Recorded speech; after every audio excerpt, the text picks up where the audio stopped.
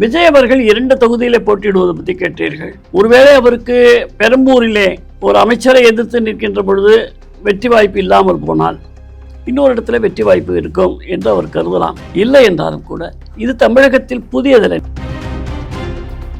அதிமுக விஜய் கூட பேசிக் கொண்டிருக்கிறது, காங்கிரஸ் விஜய் கூட பேசிக் கொண்டிருக்கிறது, பிஜேபி விஜய் கூட பேசிட்டு சொல்வார்கள். ஆனால் யாரை கேட்டாலும் கூட அமித்ஷா அவர்கள் சொல்லுகிறார், நாங்கள் பேசவில்லை. ஜோசப் விஜய் கிறிஸ்தவ ஓட்டுகளை பிரிப்பார், இதுல எந்த சந்தேகமும் இல்லை.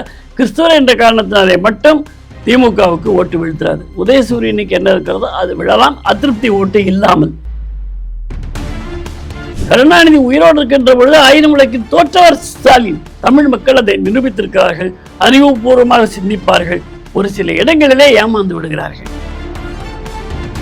கனிமொழி அவர்கள் ராகுல் காந்தியை ஏன் சந்தித்தார் என்று சொன்னால், அவர் மேலவையில் இருக்கிறார் அல்லது பாராளுமன்றத்தில் இருக்கிறார், அதனால சந்திப்பாங்க, எப்பவுமே சந்திப்பாங்க என்று பதில் கொடுக்கிறாங்க. அப்ப சந்திக்காதது ஏன்? கழிப்பிடத்திற்கு செல்லக்கூடிய பெண்ணை கூட எப்படி வர்ணிக்கிறார்கள் எஸ்வி சேகர் போன்றவர்கள்லாம். புதருக்கு ஏன் செல்ல வேண்டும், ஏன் செல்ல வேண்டும்னு உனக்கு தெரியாது. நீ மாடியில பிறந்தவன். கிராமத்தில் இருக்கக்கூடிய ஏழை மக்களுக்கு தெரியும். கமலஹாசன் என்ன தியாகம் பண்ண சீட்டு கேட்டார் உங்கள்கிட்ட. என்னோட சின்னத்தில் தான் நிப்பேன்னு சொன்னாரா இல்லையா? அது நீங்க கொடுக்கல. அந்த கோபத்துல வெளியே போயிட்டாரு. ஆனா வெளியே போன உடனே அவர் இயல்பா நடிக்க ஆரம்பிச்சிட்டாரு. இல்லை, நாங்கள் வெளியில இருந்து ஆதரிக்கிறோம். என்ன மிகப்பெரிய தியாகம்? அப்ப ஏன் உட்காந்து சீட்டு கேட்ட? அப்ப ஏன் உட்காந்து சின்னம் கேட்ட? சரி, வெளியில இருந்து ஆதரவு என்றால் உங்களுக்கு எத்தனை எம்பி இருக்காங்க, எம்எல்ஏ இருக்காங்க ஆதரிக்கிறதுக்கு? வெளியில இருந்து என்ன ஆதரிக்க போற?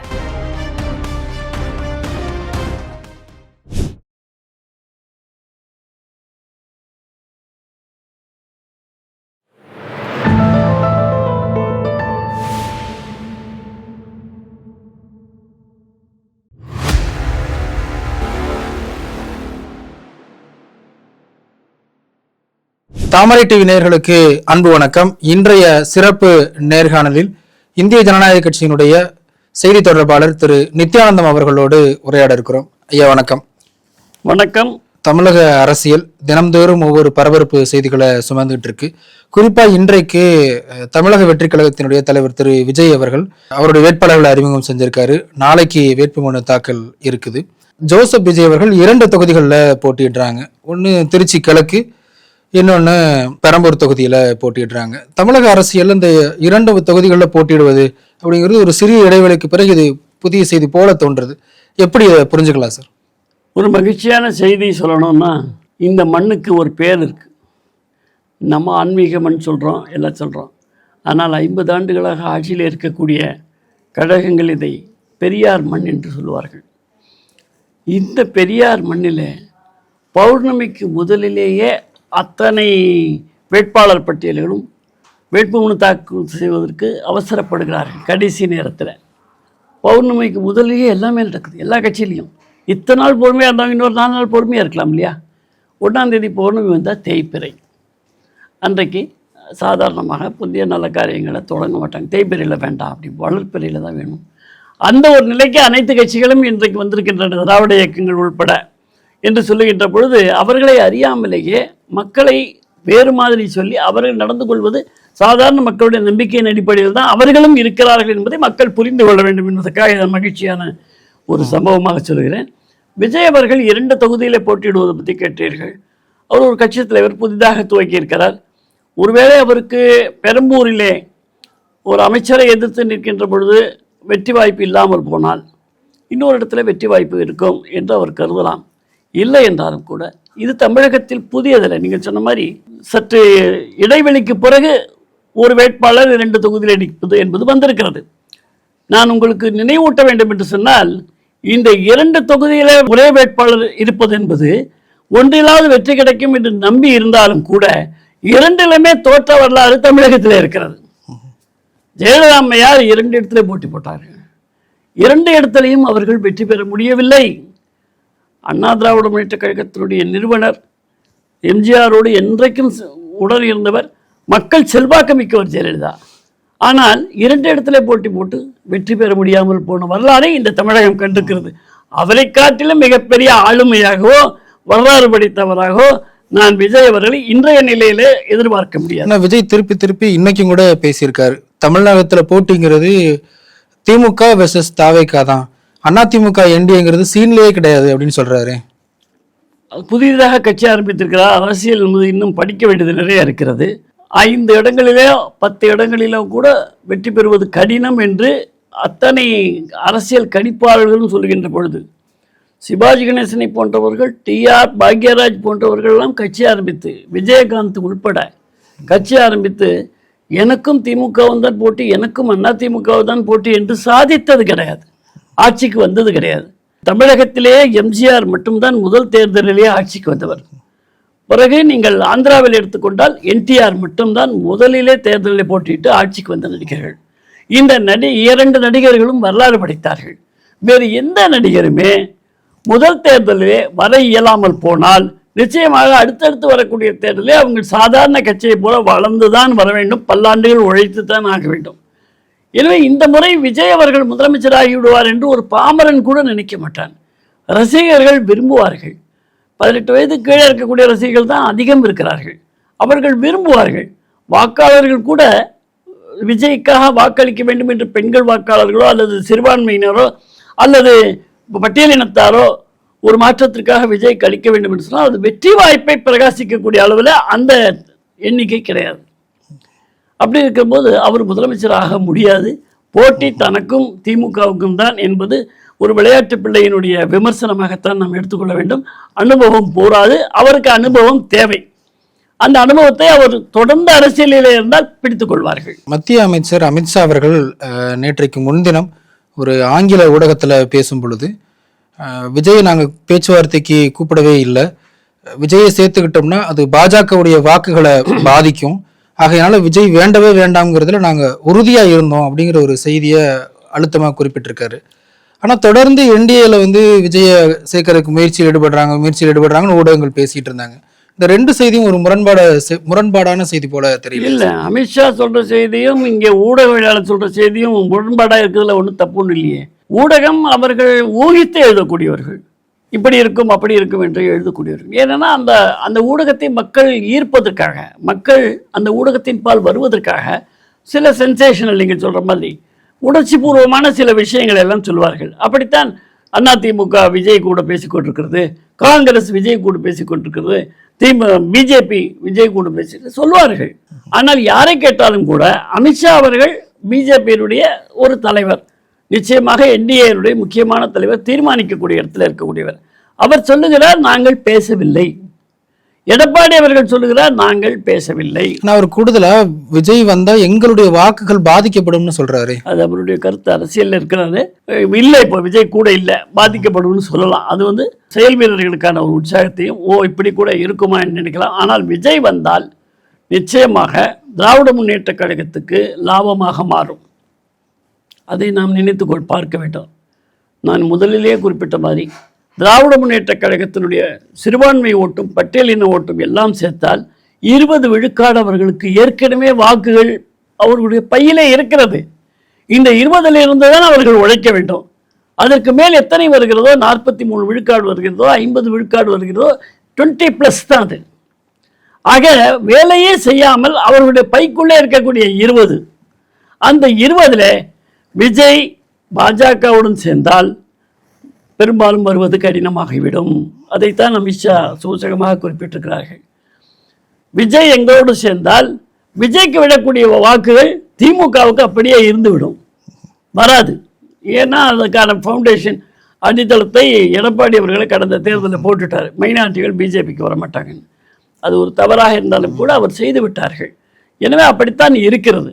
நாம் அந்த ஒரு கருத்தை மாற்றுவதற்கு எவ்வளவோ முயற்சி செய்கிறோம். பாஜக எல்லோருக்குமான கட்சி என்று சொல்லி, ஆனால் அதை அவர்கள் செய்வது கிடையாது. ஐஜேகே மோடி அவர்களை பாராட்டுவதும், இந்திய ஜனநாயக கட்சி மோடி அவர்களை ஏற்றுக்கொள்வதும், மோடி அவர்களுடைய மத சார்பற்ற தன்மை, அவரவர்களுக்கு அவருடைய மதத்தை வழிபடக்கூடிய உரிமை இருக்கிறது. அந்த உரிமையை எல்லோரும் பயன்படுத்தி கொள்ள வேண்டும் என்று தானே ஒரு எடுத்துக்காட்டாக இருந்து கொண்டிருக்கின்றார்கள். அதனால்தான் பாரிவேந்தர் ஐயா அவர்களும் எங்களுடைய எங்களுடைய தலைவர் ஐஜேகேனுடைய தலைவர் ரவி பச்சைமுத்து அவர்களும் பாஜகவை ஏற்றுக்கொண்டிருக்கிறார்கள். நாம் அந்த கூட்டணியிலே இருந்து கொண்டு 2 இடத்துல இருக்கிறோம். புரியுதுங்களா? அதனால அமித்ஷா அப்படி சொன்னார் என்று சொன்னால் இந்த கருத்திலே சொல்லியிருக்கிறான். விஜய் தனியாக நின்றால் என்ன நிலைமை இருக்கும்? சிறுபான்மையினுடைய வாக்கு திமுகவிலிருந்து ஒரு 50 விழுக்காடாவது எடுத்துருவாங்க. இல்லை சார், இப்போ விஜய் போட்டியிடக்கூடிய அந்த 2வது தொகுதி திருச்சி கிழக்கு, அந்த தொகுதியில் உதயசூரியன் சின்னத்தில் திமுகவோட கூட்டணியில் இருக்கக்கூடிய கிறிஸ்தவ மக்கள் நல்லெண்ண இயக்கத்தை சார்ந்த தற்போதைய எம்எல்ஏ இனிகோ இறுதிராஜ் வந்து போட்டியிடுறாரு. அவர் கிறிஸ்தவர்களுடைய வாக்கு வங்கிய மையமாக வச்சு தான் அவர் அந்த தொகுதியில் ஏற்கனவே போட்டியிட்டு வெற்றியும் பெற்றிருக்காரு. அதே இடத்துல விஜயும் ஒரு கிறிஸ்தவர்னு சொல்லப்படக்கூடிய ஒரு நேரத்தில் இந்த போட்டி எப்படி இருக்கும்னு நினைக்கிறீங்க? திமுக ஒரு கிறிஸ்தவரை நிறுத்தினாலும் கூட, வெளியிலே கடவுள் இல்லை என்று பேசினாலும் கூட, அந்த முதல் குடும்பத்திலே இருக்கக்கூடியவர்கள் எத்தனை கோயில்களுக்கு போய் கொண்டிருக்கிறார்கள் என்பதெல்லாம் எல்லோருக்கும் தெரியும். எப்படிப்பட்ட ஒரு வேள்விகளை எல்லாம் செய்து கொண்டிருக்கிறார்கள் என்பது எல்லோருக்கும் தெரியும். பிராமண விரோதத்தை பேசக்கூடியவர்கள் கடந்த 3 நாட்களுக்கு முன்பாக 21 கன்னிப்பெண்களை அமர வைத்து பிராமணர்கள் வேதம் ஓத அவர்களுக்கு மரியாதை செலுத்தி அவர்களுடைய தோஷங்களை போக்கி கொண்டிருக்கிறார்கள் என்பதை நாம் நேரடியாக பார்த்திருக்கிறோம். எல்லா காட்சியிலும் நம்ம காட்சியில் கண்டிருக்கிறோம். இந்த மாதிரி இருக்கக்கூடிய கிறிஸ்தவர் வேணுமா? நான் ஜோசப் விஜய் தான் என்று எங்களுடைய பாரதிய ஜனதா கட்சியில் இருக்கக்கூடிய ராஜா அவர்கள் ஜோசப் விஜய் என்று சொல்கின்ற பொழுது நான் ஜோசப் விஜய் தான் என்று சொல்லக்கூடிய அளவில் ஒரு ஆழமான அழுத்தமான கிறிஸ்துவரை தேர்ந்தெடுப்பார்களா? எனவே ஜோசப் விஜய் கிறிஸ்தவ ஓட்டுகளை பிரிப்பார். இதில் எந்த சந்தேகமும் இல்லை. கிறிஸ்தவர் என்ற காரணத்தினாலே மட்டும் திமுகவுக்கு ஓட்டு வீழ்த்தாது. உதயசூரியனுக்கு என்ன இருக்கிறதோ அது விழலாம், அதிருப்தி ஓட்டு இல்லாமல். அதிருப்தி ஓட்டுகள் நிச்சயமாக திமுக விட்டு விலகி வந்து கொண்டிருக்கிறது, வந்தாகி விட்டது. என்ன இலவசம் கொடுத்தாலும் கூட அவங்க புரிஞ்சுக்கிறாங்க. அதனால் கிறிஸ்துவர்களை நிறுத்தி இருக்கிற காரணத்தினாலே மட்டும் உதயசூரியன் சின்னத்தில் இருக்கக்கூடியவர்கள் வெற்றி பெறுவார்கள் என்பது கிடையாது. விஜயா உதயசூரியனில் இருக்க கிறிஸ்துவரா என்று பார்த்தால் விஜய் தான் விரும்புவார்கள். ஏனென்றால் அவர்களுடைய வழிபாட்டு தலங்களிலே எல்லாம் அவர்களுக்கு யாருக்கு வாக்களிக்க வேண்டும் என்று அறுதிட்டு சொல்லுகிறார்கள். நமக்கு கிடைத்திருக்கக்கூடிய செய்தியை பார்க்கின்ற பொழுது விஜயை அவர்கள் ஊக்குவிக்க வேண்டும், விஜயை கொண்டு வர வேண்டும் என்று விரும்புகிறார்கள் என்று நாம் அறிந்திருக்கிறோம். இப்போ அந்த மாதிரி செய்திகள் வந்து கொண்டிருக்கின்றன. அப்படி இருக்கும்போது திமுகவோட கிறிஸ்தவருக்கு எப்படி ஓட்டு விடும்? கிறிஸ்தவர்களோட ஓட்டு விழாது. இஸ்லாமியர்கள் கிறிஸ்தவர்கள் அவங்களுக்கு மத குருமார்கள் யாருக்கு வாக்களிக்க வேண்டும் என்று சொல்வார்கள், அதைத்தான் அவர்கள் கேட்பார்கள். இந்துக்களை அப்படி கிடையாது. அதனால் திமுக பிஜேபியில் கூட நம்ம வந்து முஸ்லீமை நிறுத்துகிறோம், ஜெயிக்க முடியலையே. அதனால் முஸ்லீம் நின்னா ஜெயிச்சிடலாம், கிறிஸ்டியன் நின்னா ஜெயிச்சிடலாம் அப்படிங்கிறதெல்லாம் ஒன்றும் இல்லை. பாரதிய ஜனதா கட்சி துவக்கத்தையே தமிழகத்தினுடைய தலைவராக இருந்தவர் ஜான் என்ற கிறிஸ்துவர் தான் தலைவர், முதல் தலைவர். வாஜ்பாய் அவர்கள், அத்வானி அவர்கள் தனியாக பாரதிய ஜனதா கட்சி 80 ஆரம்பித்த பொழுது மும்பாய் மாநாட்டில் வாஜ்பாயை தலைவர்களை தேர்ந்தெடுக்கிறார்கள். அப்பொழுது MC சாகலா, முகமது கரீம் சாகலா என்ற நீதிபதி அவர் சொன்னார், வாஜ்பாய் என்பவர் இங்கே சாதாரண உங்களுடைய கட்சி என்று நினைக்காதீர்கள், ஒரு நாள் இவர் பிரதமராக வரக்கூடிய அளவுக்கு தகுதி படைத்தவர் என்று சொன்னது ஒரு இஸ்லாமியர். இன்றைக்கு வாஜ்பாய் பிரதமராக வந்திருந்தார். எனவே இஸ்லாமியர்கள் சொல்லுகிறார்கள், தெளிவாக படித்த இஸ்லாமியர் சொல்லும்போது புரிந்து கொள்கிறார்கள். கோயில்களில் பிரச்சாரம் என்பது கூடாது, அறநிலையத்துறை இடத்தில் இருக்கிறது, அரசியல் பேசக்கூடாது. அதனால் கோயில்களில் யாருக்கும் ஓட்டு போடுன்னு சொல்ல முடியாது. சொன்னாலே நீ யாருன்னு கேட்டுருவாங்க, எங்களுக்கு யாருக்கு ஓட்டு போடணும்னு தெரியும் அப்படின்னு தன்னிச்சையாக முடிவெடுக்கக்கூடியவர்கள் இந்துக்களாக இருந்து கொண்டு தான் இருக்கிறார்கள். அது நமக்கு வருத்தம் தரக்கூடியதாக இருந்தாலும் கூட அது சரியான ஒரு பார்வை தான். அங்கே வந்து அவங்க கூட்டாக இருக்கிறார்கள், ஒட்டுமொத்தமாக இருக்கிறார்கள்.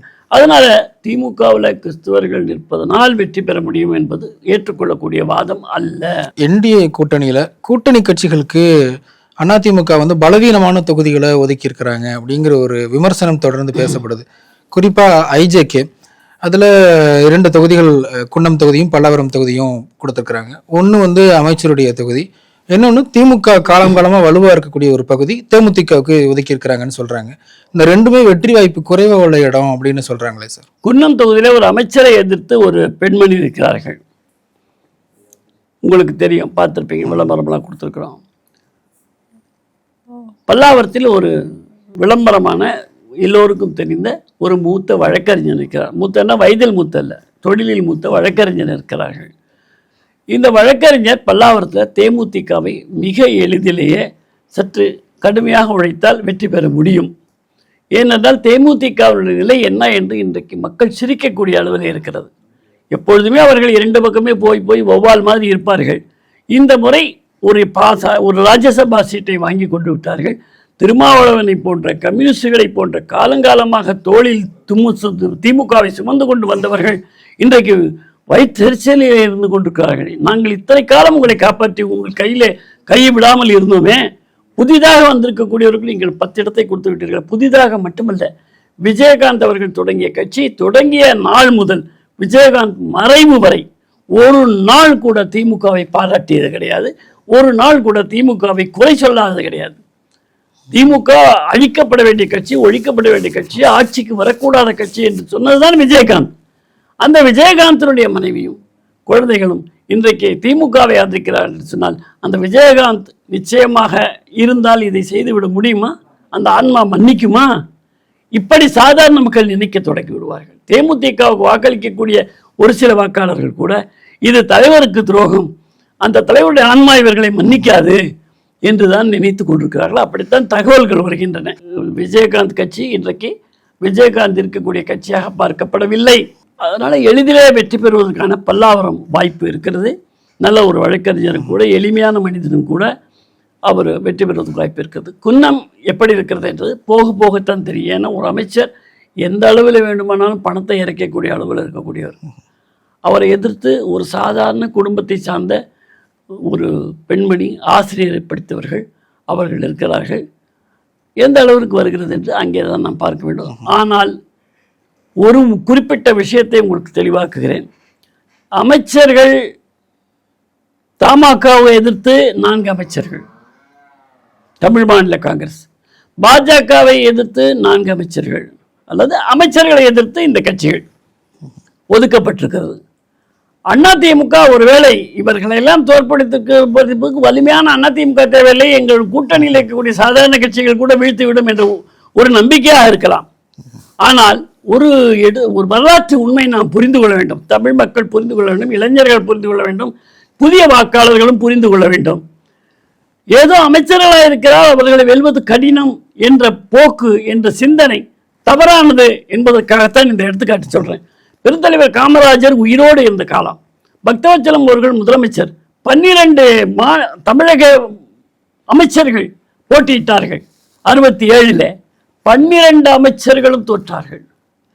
67 அண்ணா ஆட்சி அமைத்தார், திமுக ஆட்சிக்கு வந்தது. ஆக அமைச்சர்கள் தோற்பது என்பது மக்கள் நினைத்து விட்டால் அவர்களுக்கு அமைச்சரோ சாதாரண ஆளோ என்பதெல்லாம் ஒன்று கிடையாது. ஜனநாயகம் தான் முக்கியம், எங்களுக்கு நன்மை செய்யக்கூடியவர் தான் முக்கியம் என்று நினைத்தார்கள். காங்கிரஸ் அன்றைக்கு அவர்கள் மீது வெறுப்புணர்வு, எப்படி மோடிக்கு வெறுப்புணர்வை தூண்டி இங்கே விடுகிறார்கள், அப்படி காங்கிரஸ் மீது காமராஜர் இன்றைக்கு பெருந்தலைவர் காமராஜர் என்று எல்லா கட்சியும் சொல்லிக் கொண்டிருக்கிறது. அன்னைக்கு பெருந்தலைவர் காமராஜை குற்றம் சொல்லி மக்கள் மத்தியிலே அப்படிப்பட்ட ஒரு பிம்பத்தை ஏற்படுத்தி வெற்றி பெற்றவர்கள் திராவிட முன்னேற்ற கழகம். அமைச்சர்கள் எல்லாம் தோற்றார்கள். காரணம் எதுவானா இருக்கட்டும், அமைச்சர்கள் எல்லாம் தோற்றார்கள். இந்திரா காந்தி அம்மையார் எப்படி கோலோச்சி செய்தார், எப்படி நடந்து கொண்டார் என்பது உலகத்துக்கே தெரிந்த விஷயம். அப்படிப்பட்ட இந்திரா காந்தி அம்மையாரும் அவருடைய மகன் சஞ்சய் காந்தியும் அவருடைய சொந்த தொகுதியிலேயே தோற்கடிக்கப்பட்டார்கள் 77. 67 அப்படி இருக்கிறது என்று சொன்னால் 77 வடக்கே இந்த இந்திரா காந்தியும் சஞ்சயும் நம்ம எடுத்துக்கொள்ளலாம். அதனால இது நடக்காத விஷயமோ, அந்த காலத்தில் நடந்து இப்போ நடக்குமா அப்படின்றதுலாம் கிடையாது. இப்பொழுதும் நிச்சயமாக ஜெயலலிதா அம்மையாரோட சொன்னேன், அது எப்போ 77க்கு பிறகு தானே, எம்ஜிஆருக்கு பிறகு தானே. அப்போ ஒரு சில காலம் குறைந்த காலத்திலேயே சரியாக இல்லை என்று மக்கள் கருதினால் தூக்கி எறிவார்கள். அவர்கள் எத்தகைய அமைச்சர்களாக இருந்தாலும் பரவாயில்லை. இப்போ நேரு காலம் மாதிரி எல்லாம் இல்லை கடவுளாக பார்க்கறதுக்கு. எம்ஜிஆரை அவர்கள் கடவுளாகவே பார்த்தார்கள். ஜெயலலிதாவுக்கு அவர்கள் விருப்பமுள்ள ஒரு பெண்மணியாக பார்த்தார்கள், ஒரு பெண் வீராங்கனை, சிங்கம் என்று பார்த்தார்கள், நல்ல ஆளுமை பொருந்தியவர்கள் என்று கருதினார்கள். அந்த அளவிற்கு கூட இன்றைக்கு திராவிட முன்னேற்ற கழகத்தில் யாராவது இருக்கிறார்களா என்று சொன்னால் கிடையாது. நான் சொன்ன வரிசையில் நம்முடைய முத்துவேல் கருணாநிதி, ஸ்டாலினும் அடங்குவார். ஏன்னா 1000 விளக்கில் தோற்றவர் தானே முதலமைச்சர் கருணாநிதி இருக்கின்ற பொழுது, கருணாநிதி உயிரோடு இருக்கின்ற பொழுது 1000 விளக்கில் தோற்றவர் ஸ்டாலின். ஆக வெற்றி தோல்வி என்பது அமைச்சர்களை தோற்கடிப்பது கடினம் என்ற ஒரு வாதம் என்பது பொய்யானது. தமிழ் மக்கள் அதை நிரூபித்திருக்கிறார்கள். அறிவுபூர்வமாக சிந்திப்பார்கள்.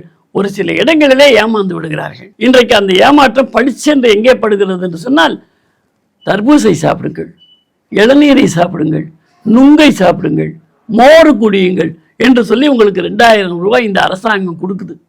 கொடை. அப்போ மக்களுக்கு இதெல்லாம் தெரியாதா? கோடை இந்த வருஷம் தான் வந்திருக்கா, அல்லது இந்த நுங்கும் இதுவும் இந்த வருஷம் தான் பார்த்துருக்காங்களா கண்ணால்? வெளிநாட்டில் இருந்து இறக்குமதி ஆகுதா? காலங்காலமாக நம்முடைய மக்கள் அதைத்தானே பண்ணிட்டு வந்தாங்க.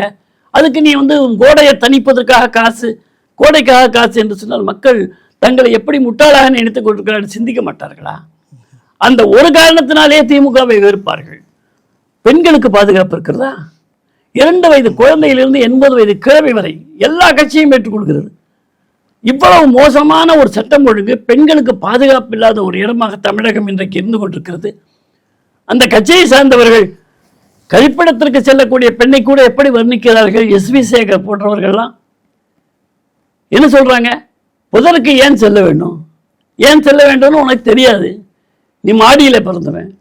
கிராமத்தில் இருக்கக்கூடிய ஏழை மக்களுக்கு தெரியும்.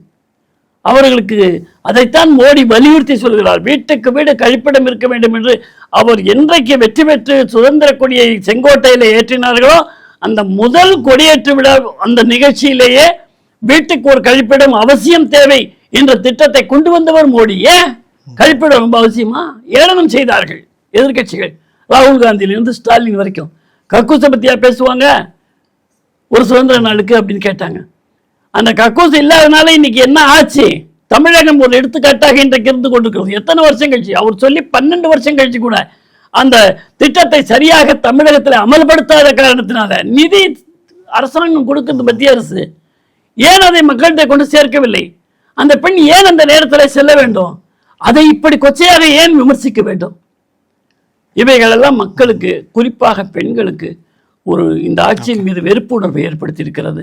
எனவே திராவிட முன்னேற்ற கழகம் இந்த முறை வெற்றி பெறுவது, அந்த கூட்டணி வெற்றி பெறுவது என்பது, அந்த கூட்டணி இன்றைக்கும் ஜெல்லாகி இருக்கிறது. அதிமுக கூட்டணி ஒன்றுமே ஆகவில்லை, ஓராண்டாகிவிட்டது என்றெல்லாம் பேசினார்கள்.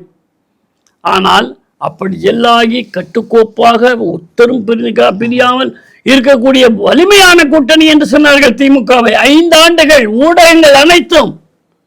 ஆனால் எவ்வளவு வலிமையாக இருந்தது என்பது கடந்த 5 நாட்கள் 6 நாட்களிலே நமக்கு தெரிகிறது. அவன் பிச்சுக்கிட்டு ஓடுறான். எங்களுக்கு சீட்டு கொடுக்கல, உனக்கு இவ்வளவு கொடுக்கல, அவனுக்கு இவ்வளவு கொடுக்கல. அப்படி திருமாவளவனிலிருந்து எல்லாருமே அதிருப்தியில் இருக்கிறார்கள். அப்படி கமலஹாசன் தியாகி என்று சொல்லுகிறார் ஸ்டாலின். கமலஹாசன் என்ன தியாகம் பண்ணார்?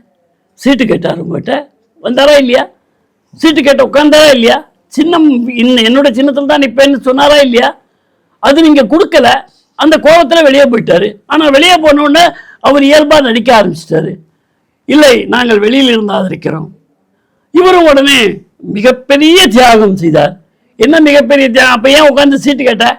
அப்ப ஏன் உட்காந்து சின்னம் கேட்ட? தியாகம் செய்வதா இருந்தால் முதலே சொல்லிருக்கணும்ல. சரி, வெளியில இருந்து ஆதரவு என்றால் உங்களுக்கு எத்தனை எம்பி இருக்காங்க, எம்எல்ஏ இருக்காங்க? ஆதரிக்கிறதுக்கு வெளியில இருந்து என்ன ஆதரிக்க போற? நீ போட்டி போட்ட 2லையும் ஜெயிக்கிறேன், அவங்க சொன்ன உதயசூரியன் இருந்தாலும் பரவாயில்ல, நான் நிற்கிறேன், ஜெயிக்கிறேன், ஆதரவு கொடுக்குறேன்னு சொன்னா அர்த்தம் இருக்கு. நீ போட்டியே போடல, வெளியில இருந்து மக்கள் மாதிரி ஆதரிக்கிற, கட்சி மாதிரி ஆதரிக்கிறீங்க. அதனால அந்த கூட்டணி என்பது சொல்லுவாங்க நெல்லிக்காய் மூட்டை என்று. அப்படி நெல்லிக்காய் மூட்டை போல அது பரவி ஓடி போய்விட்டது. எப்படி ஜெல்லாகும்? தலைவர்கள்ட்டே ஜெல் இல்லை.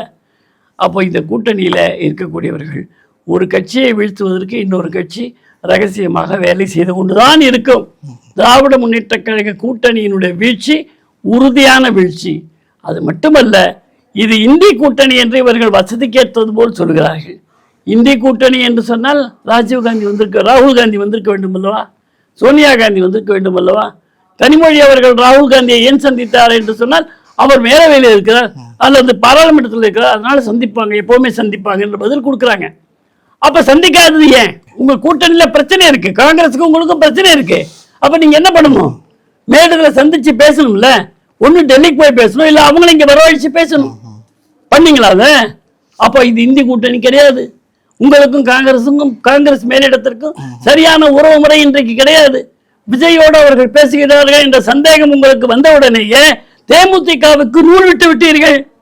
ஒருவேளை காங்கிரஸ் எங்களை விட்டு போனால் தேமுதிக வரட்டும் என்று சொல்லிதானே தேமுதிகவை அழைத்தார்கள். எனவே இவையெல்லாம் மக்கள் புரிந்து கொள்ளாமல் இருக்க மாட்டார்கள். மக்களுக்கு இதெல்லாம் தெரியும். தேமுதிக ஏன் வந்தது? அந்த ரகசியம் அதுதான். காங்கிரஸ் ஒருவேளை விட்டு போயிடுச்சுன்னா ஒரு கட்சி இருக்கட்டும் அப்படிங்கிற அளவில் தான் தேமுதிகவை பேசினாங்க. 10 சீட்டு கொடுத்தாங்க. ஒரு ராஜ்யசபா சீட்டு கிடைக்குமா? திருமாவளவன் கட்சிக்கே கிடையாது, கம்யூனிஸ்டுக்கும் கிடையாது, அவங்களுக்கு கொடுத்துருக்காங்க. என்டிஏ கூட்டணி எவ்வளவு தொகுதிகளில் கணிசமான ஒரு வெற்றி வாகை சூடுவாங்கன்னு நினைக்கிறீங்க? திராவிட முன்னேற்ற கழகத்தின் மீது வெறுப்பு இருக்கிறது என்று நான் சொல்வது அவ்வளவு சாதாரண விஷயம் இல்லை. அது கட்டுக்கோப்பான கட்சி, ஆழமான கட்சி, நிறைய செயல் வீரர்கள் இருக்கக்கூடிய கட்சி தான். பெரிய கட்சி என்று சொன்னால் திமுகவும் அண்ணா திமுக தான் தமிழ்நாட்டில்.